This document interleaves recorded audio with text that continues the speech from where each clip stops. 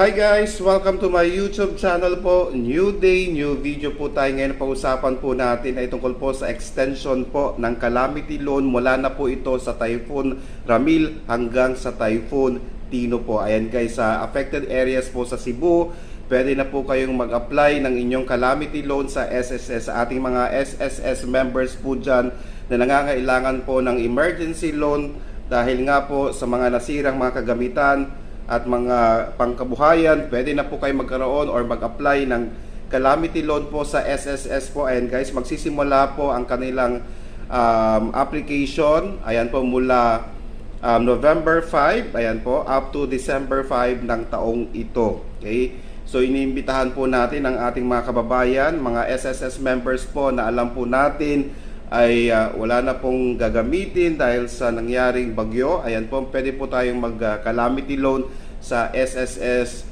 Pwede po tayong mag-apply November 5 up to December 5 po. Sino-sino po yung mga qualified? Of course, qualified po kayo kung kayo po ay nasa affected areas po na na-mention po ni SSS o nasa listahan po ni SSS, particularly po Cebu.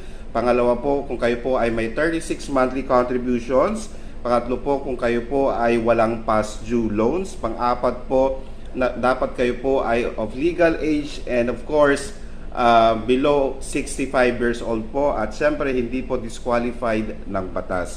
Sa ating mga SSS members po na nasa affected areas po, particularly Cebu, ayan po, pwede po kayong magkaroon or mag-apply ng inyong calamity loan, okay? Up to 20,000 pesos with an interest of 7%, ayan po, and payable po siya sa within 24 months or 2 years po. Okay, sa ating mga miyembro po dyan, okay, sa SSS, pwede po tayo mag-calamity hanggang 20,000 pesos po para po pantulong simula ng bagong buhay dahil sa nangyaring bagyo mula kay Ramil up to Typhoon Tino po.